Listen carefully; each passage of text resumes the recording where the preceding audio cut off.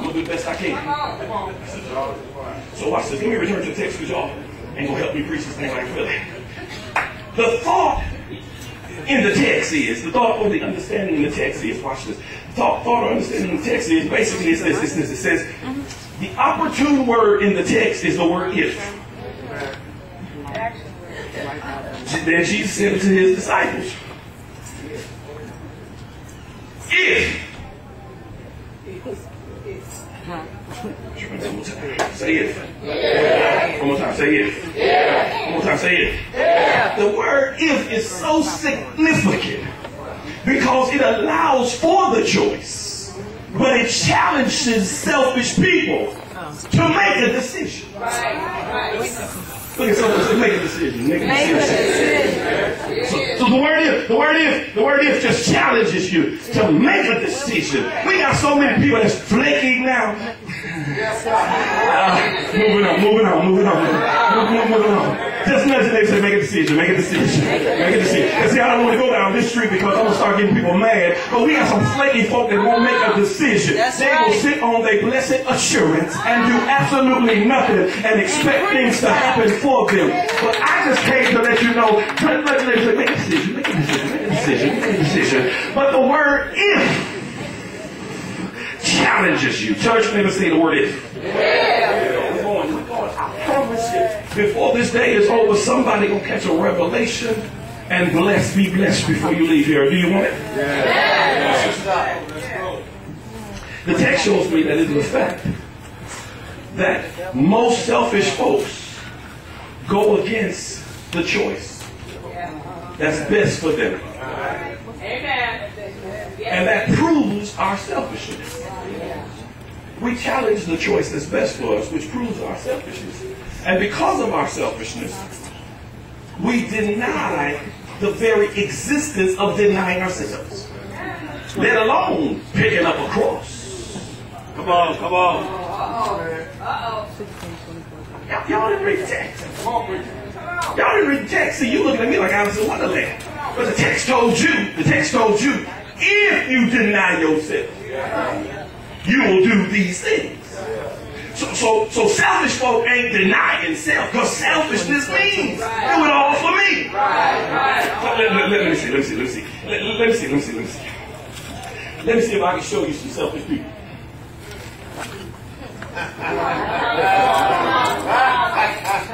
All right. What's this? That didn't sound like y'all really wanted to hear. Let me tell you what selfish people don't like. Selfish people don't like having predefined choices, especially those that benefit others. Selfish folk don't like predefined choices, especially the ones that benefit others. And you gonna make me make a choice, and then somebody else gonna get something from it? Aren't you selfish for that?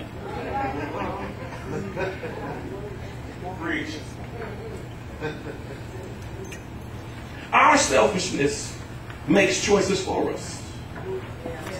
Our caring only for ourselves. We ain't denying ourselves nothing, let alone taking up a cross that don't belong to us, and then following Christ ain't gonna happen. Because selfish folk want to stay comfortable. Selfish folks don't want to be moved.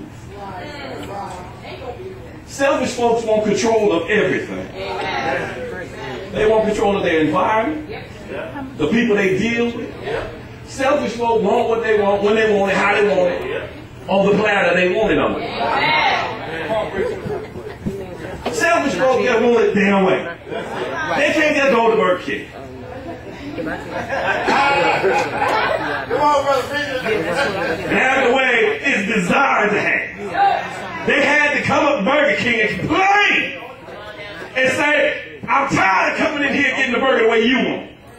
So you got to change your slogan.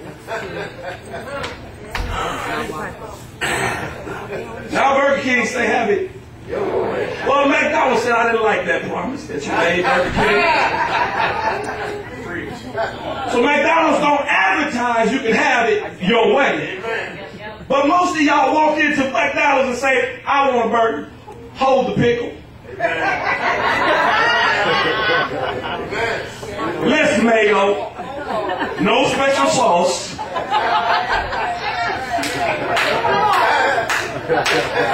Guilty. Tell your neighbor, I'm about to find out if you're selfish. Here it comes, here it comes. I'm about to find out if you're selfish. I'm about to risk God to find out who you're selfish. Here you go. Would you help me find out who's selfish? Would you help me find out? Would you help me find out in the back who's selfish? Here's how you gonna help me find out who's selfish. Nudge your neighbor, nudge. High five your neighbor, high five your neighbor, high five your neighbor, high five your neighbor. Push your neighbor, push your neighbor, push your neighbor, push your neighbor. Push him like you mean something. Push him. High five your neighbor, one more time, high five him. Nudge your neighbor, one more time. Push your neighbor, one more time. High five your neighbor, one more time. Nudge your neighbor, push your neighbor. Push your neighbor, nudge your neighbor. Watch it. Tell your neighbor, I'm making you uncomfortable. And the reason I'm making you uncomfortable because I'm making me uncomfortable. The key in making you uncomfortable was I had to start doing something that somebody else told me to do to make you uncomfortable. In the process of making you uncomfortable, I became uncomfortable.